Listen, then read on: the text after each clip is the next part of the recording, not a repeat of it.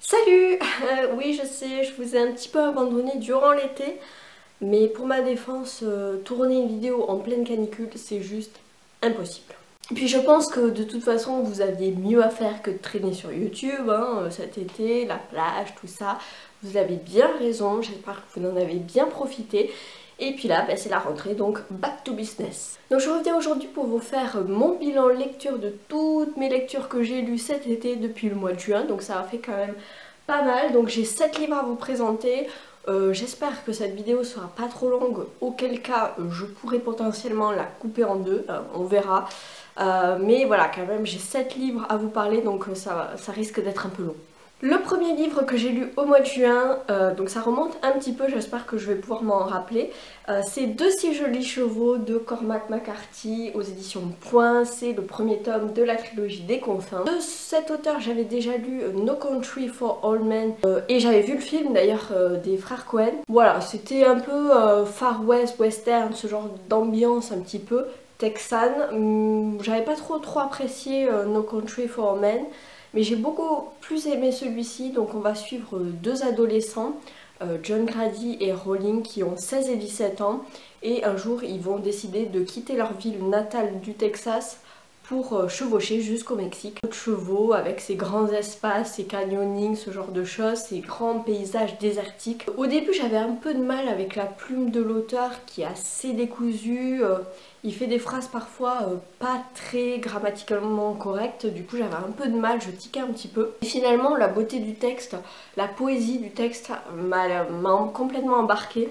Donc voilà, on va être sur des thématiques très nature writing, le contact avec les chevaux, puisque les chevaux sont quand même très présents.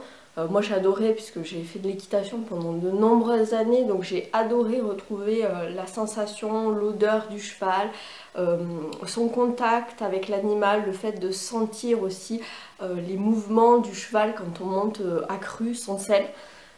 Et ces picotements dans les jambes quand on redescend, j'ai adoré, c'est hyper bien retranscrit dans ce livre. Après c'est vrai que les deux personnages, voilà, c'est un peu un voyage initiatique. Ils vont faire de bonnes rencontres, ils vont faire des mauvaises rencontres aussi, il va leur arriver des choses. Mais c'est assez contemplatif, voilà, c'est quand même une écriture très poétique, avec voilà, ces grandes immensités désertiques, le paysage, le contact avec l'animal, la nature. Et c'est exactement ce dont j'avais besoin. Parce qu'au mois de juillet, j'étais un peu sous l'eau, j'étais dans le rush au boulot. J'avais pas eu de vacances encore, donc c'est vrai que ce livre m'a permis de m'évader et ça m'a fait du bien. Voilà. À voir si je lirai la suite, en tout cas j'ai passé un bon moment de lecture. Ensuite je vais vous parler d'une petite pépite que j'ai découverte, donc dans ces 7 romans que je vous présente, j'ai quand même 2 coups de cœur, dont celui-ci, Patria de Fernando Aramburu aux éditions Actes Sud. Ce livre à la base ne m'inspirait pas du tout parce que c'est pas le genre de livre vers lequel je me tourne. On est sur un contemporain drama un petit peu. On est sur des thématiques secrets de famille, sur fond d'attentats terroristes, de revendications politiques. Donc c'est vrai qu'à la base c'est pas le genre de livre que je lis. Le livre c'est quand même un gros pavé de plus de 600 pages, on dirait pas comme ça, mais finalement les chapitres sont très courts, ils font 400 pages donc ça se lit plutôt vite. J'ai adoré, voilà, j'ai adoré. Donc pour l'histoire on va suivre 2 familles, donc ça se passe au Pays Basque espagnol à la fin des années 80. On va suivre 2 familles qui sont étroitement liées, les parents sont amis depuis très longtemps, les enfants ont grandi ensemble.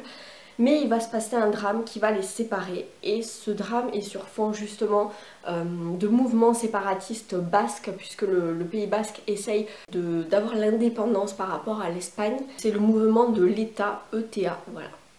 Donc c'est sur des fonds historiques véridiques puisqu'il y a des notes en bas de page qui nous expliquent qu'est-ce qui s'est vraiment passé dans les années, fin des années 80. Alors on va suivre ce côté très familial dans un petit village où tout le monde se connaît, où ça parle le basque, donc il y a plein de mots basques insérés tout au long du roman et ça j'ai adoré. Moi, quiche que je suis, j'avais pas du tout remarqué qu'il y avait un glossaire à la fin pour expliquer les mots en fait pas en espagnol, en basque. Mais bon, avec le contexte de la phrase, on arrive tout à fait à comprendre.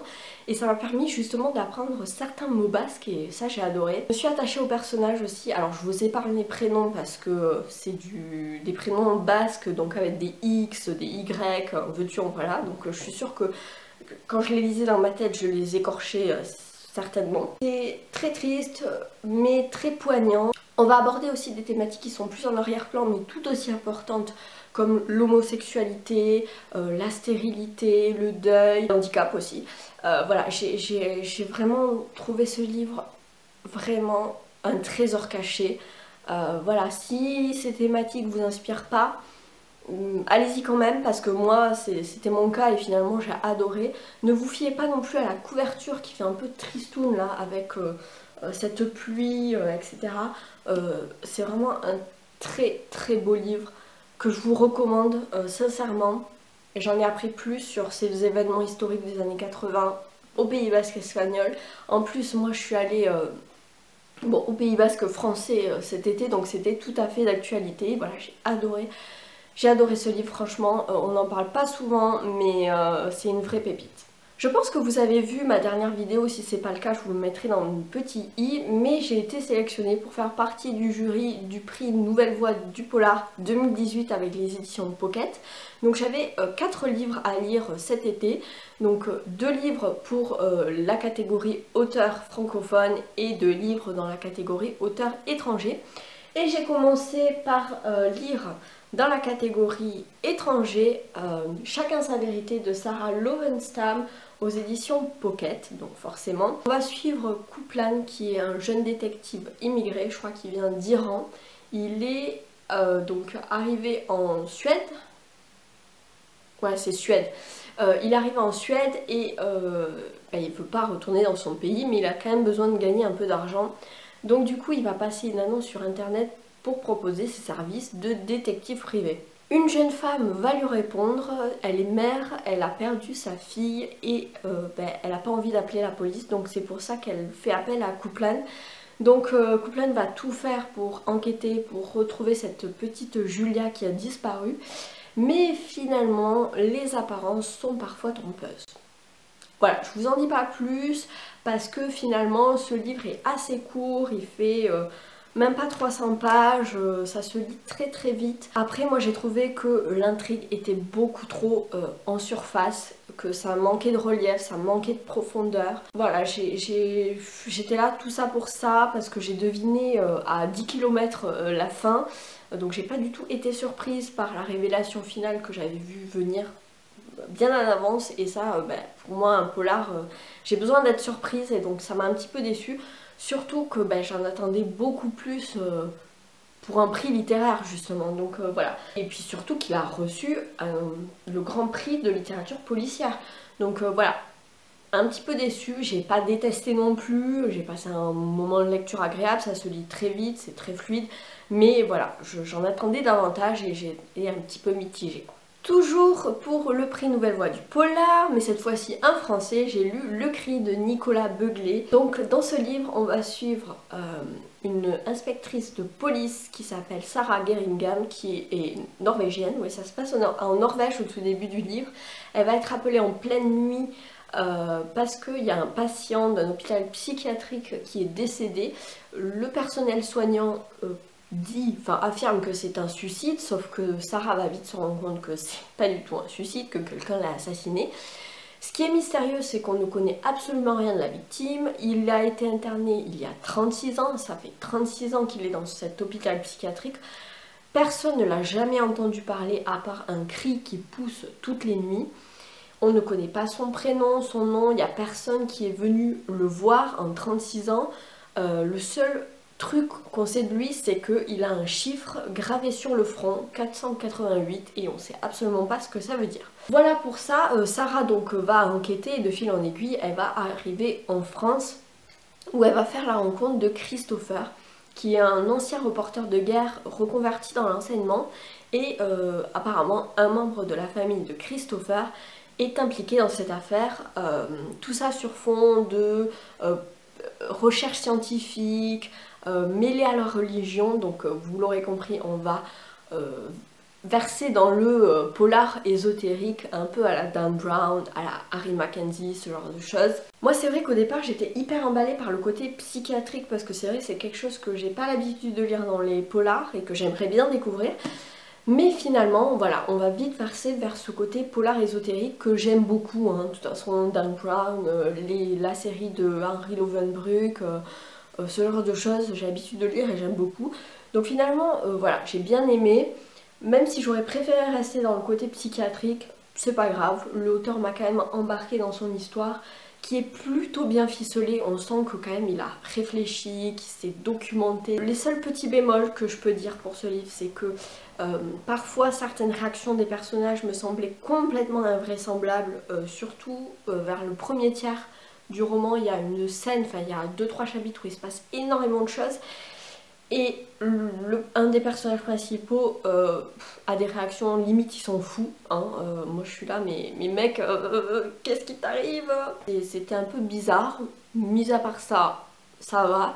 Après, le deuxième petit bémol, c'est la romance. Voilà, je veux dire, c'était pas nécessaire pour moi. Moi qui aime pas du tout la romance, j'en lis jamais. C'est vrai que les passages un peu cuculapraline, ça m'a fait un petit peu lever les yeux au ciel et je trouvais que ça n'apportait rien à l'intrigue.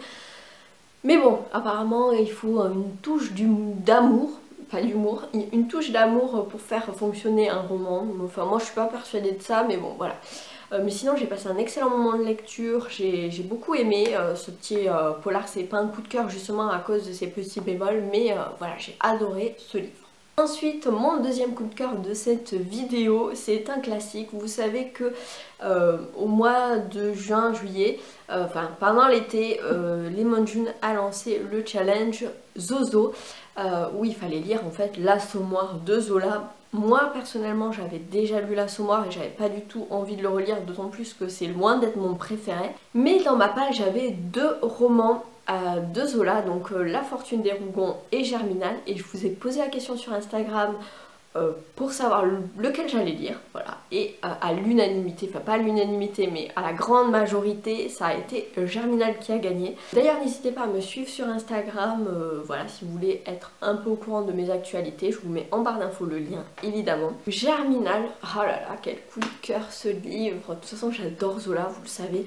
Mais voilà, Germinal était vraiment hyper poignant. On va suivre Étienne Lantier, qui est le fils de Gervaise dans l'Assommoir, donc finalement ça se tient. Étienne est un jeune homme d'une vingtaine d'années, on le retrouve au début du roman, il est un peu paumé, il vagabonde sur les routes. Il est à la recherche d'un travail et il va s'arrêter dans la petite ville de Montsou, qui est une ville minière, et il va se faire embaucher justement à la mine pour récolter du charbon. Il va rencontrer une famille, la famille des Maheu, qui va l'héberger. Donc on a les parents, le père, la mère et aussi leurs 7 enfants et le grand-père, donc ça fait quand même une sacrée grosse famille. Ils vivent tous entassés dans une petite maison dans le Coran, donc le quartier ouvrier, où ça bat vraiment la misère. Donc ils travaillent, ils sont dans des conditions de travail absolument abominables, ils descendent dans les fosses, ils ne voient pas la lumière du jour, ils sont obligés d'être constamment courbés dans le noir, dans la chaleur, c'est étouffant. Et tout ça pour gagner 3 francs 6 sous, ils sont sous-payés, mais ils le font pour pouvoir survivre et nourrir toute la famille. Et Étienne va débarquer dans cet univers-là, il va devoir apprendre le travail, apprendre les conditions de ses ouvriers. Et lui qui est bercé par des lectures un petit peu socialistes, il va se mettre en tête de faire une révolution, enfin une grève voilà, pour de meilleures conditions de travail des ouvriers. Et petit à petit la grève va être généralisée, elle va durer bien plus longtemps que prévu et elle va être assez meurtrière. Voilà, on est vraiment du côté des travailleurs, des ouvriers, sachant qu'aussi il y a les bourgeois d'un autre côté qui s'enrichissent sur le dos de ces pauvres misérables. Voilà, j'ai adoré ce livre qui est hyper poignant, qui est très sombre, voilà, il est vraiment très dur. Je crois que c'est le Zola que j'ai lu qui était vraiment le plus sombre. Quand j'ai terminé le livre et que je l'ai refermé, j'ai eu le sentiment d'avoir lu quelque chose de voilà, d'important, d'avoir vécu quelque chose de fort, parce que j'avais vraiment l'impression d'être moi-même dans les mines, d'être moi-même révoltée, de faire cette grève de la faim aussi, parce que ils ont plus d'argent donc ils peuvent plus se nourrir. Voilà, c'était très dur, très intense. La plume de l'auteur est réaliste, naturaliste, donc vraiment on a l'impression d'y être. C'est un voyage dans le temps, de toute façon Zola, on a l'impression d'être au 19e siècle et c'est ça que j'adore chez lui. N'ayez pas peur de Zola, parce que vraiment ces romans ce sont des petits bijoux. Moi je vous conseillerais peut-être de commencer, peut-être pas par l'Assommoir, parce que c'est vrai c'est celui qu'on fait lire à l'école et moi je comprends pas du tout parce que c'est vraiment celui que j'ai le moins aimé. Moi je vous conseillerais peut-être de commencer sur un roman un peu plus léger comme par exemple Pobouille ou Au bonheur des dames. Mais Germinal est vraiment une pépite, mais il est très dur, enfin très émotionnellement dur à lire. Je vous ai pas dit, ça c'est les éditions Fasquelle que j'ai chiné à Emmaüs. Ouais. Puis je sais pas si vous l'avez lu, mais il y a un personnage en particulier qui s'appelle Jeanlin, qui est un petit garçon de la famille, qui est un peu espiègle et qui traîne un peu partout, et je sais pas pourquoi, mais moi je me l'imaginais sous les traits de Dewey, le petit frère de Malcolm dans la série. Voilà, pour moi Jeanlin c'était Dewey. Dites-moi s'il vous fait penser à lui aussi. En tout cas voilà, j'ai adoré ce livre. Ouh là là, j'espère que cette vidéo sera pas trop longue. D'ailleurs je sais pas du tout quelle longueur de vidéo vous préférez. Est-ce que vous préférez les vidéos courtes, les vidéos longues? Je sais pas du tout. Si vous pouvez m'éclairer en commentaire pour me dire quel est le temps idéal selon vous pour une vidéo, comme ça pourra m'aider pour les futures vidéos. Je suis retournée ensuite dans le prix Nouvelle Voix du Polar avec encore un auteur francophone. Il s'agit de Louise May avec Embrun aux éditions Pocket. Donc ce livre qui est pas très gros, pareil, il fait à peine un peu plus de 300 pages. Les chapitres sont hyper courts, ils font 1 voire 2 pages maximum. On va suivre une famille de bobos parisiens qui décident de partir en week-end prolongé sur une île au large de la Bretagne. Donc on a Chris et Béa, les parents, donc Chris qui est rédacteur en chef d'un magazine sportif qui gagne bien sa vie, Béa qui est architecte d'intérieur, elle aussi gagne bien sa vie, ils sont beaux, ils sont forts, sportifs, ils ont tout. C'est le genre de personnage qu'on aime détester. Et il y a leurs enfants, donc Bastien, 22 ans, qui est un jeune homme sympathique, plutôt sportif, et puis Marion, 17 ans, qui est une adolescente très intelligente, mais qui a une phobie, c'est l'eau. Elle a peur de l'eau, et ses parents décident de soigner le mal par le mal et de l'embarquer sur cette île. Ils vont arriver sur l'île où tout le monde se connaît, où c'est un petit peu consanguin, vous voyez, cette ambiance très petit village où tout le monde se connaît. Les habitants, à première vue, sont plutôt ravis de les accueillir, tout se passe bien, mais derrière leur sourire se cache une certaine hypocrisie, quelque chose de mauvais augure et vont leur arriver plein de choses. Je ne vais pas en dire plus parce que je trouve que la 4e est assez spoilante, même si l'événement en question arrive assez tôt dans le roman. Mais je sais pas, moi j'ai trouvé que ce livre, ça avait bien commencé, je veux dire, ça, une famille qui débarque sur une île où les gens sont un peu tous très lié, ça fait penser à un film d'horreur. Voilà, un bon début de film d'horreur. Mais j'ai eu un passage à vide au milieu du roman, j'ai trouvé ça un peu longué. Enfin, longué, non. En fait, j'ai trouvé que ça manquait un petit peu de substance. Ça avançait très vite. J'aurais aimé avoir un peu plus d'ambiance, ce côté un peu pesant, un peu atmosphérique. Comme dans les romans de Stephen King, en fait, c'est ce que j'aime. Je m'attendais à ça et j'ai pas eu ça. J'ai trouvé que l'intrigue avançait trop vite, qu'on était trop en surface. J'aurais aimé plus aussi de psychologie des personnages, en connaître un petit peu plus. Mais je dois dire que la fin m'a un petit peu remonté mon intérêt, puisque la fin était... Enfin, j'avais pas du tout vu venir le twist. Après, j'étais pas forcément d'accord avec ce twist, hein, mais j'avoue que j'ai pas lâché les dernières pages, je les ai bouffées littéralement parce que j'avais envie de connaître le dénouement. Donc voilà, en résumé, j'ai adoré le début, après le milieu a fait retomber mon intérêt comme un soufflet, et puis la fin a un peu remonté la chose, mais n'a pas réussi à rattraper le truc. Donc voilà, c'était plutôt mitigé comme lecture. Et pour finir, le dernier roman que j'ai lu, toujours dans le cadre Nouvelle Voix du Polar, donc c'est Ragdoll de Daniel Cole aux éditions Pocket. Encore une fois, ce livre a fait couler beaucoup d'encre, je veux dire il a fait polémique, il y en a qui ont adoré, il y en a d'autres qui ont détesté.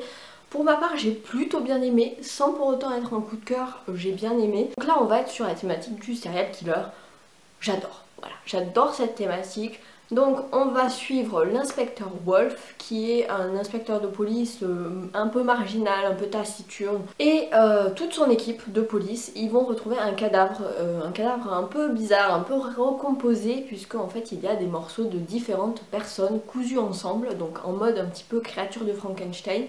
Il l'appelle Ragdoll, d'où le titre, puisque Ragdoll veut dire poupée de chiffon. Et en plus de ça, le tueur a laissé une liste de ses prochaines victimes, et tout à la fin de la liste, il y a un nom qui interpelle, celui de Wolf lui-même. Donc la police, c'est un peu branlement de combat, ils doivent trouver à qui appartiennent les morceaux de Ragdoll, pourquoi, pour essayer de trouver qui est le coupable, quel est le lien entre ces victimes, et puis aussi ils doivent faire tout pour protéger les personnes qui sont inscrites sur cette liste. Donc c'est un peu une course contre la montre, et surtout qu'il y a les journalistes qui viennent fouiner et foutre la merde comme d'habitude. Moi j'ai passé un bon moment de lecture, c'était assez addictif, assez haletant, enfin voilà, c'était un véritable page turner malgré le fait qu'il fasse quand même 500 pages, ça se lit très très bien, la plume de l'auteur est très fluide.